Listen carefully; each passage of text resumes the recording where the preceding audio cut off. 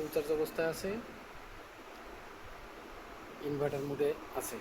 তো ইনভার্টার মোডে যেহেতু আছে, আমরা এটাকে একটু লোড দিয়ে দেখব। আমরা এটা লোড দিলাম হলো 400 ওয়াট লোড দিলাম, আর ভোল্টেজ আছে 236,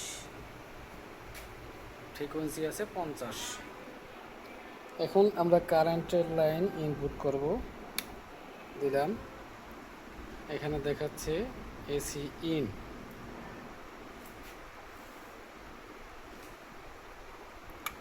এখন চেঞ্জ ওভার হলো। এখন দেখব চার্জ এম্পিয়ারটা ঠিক আছে কিনা।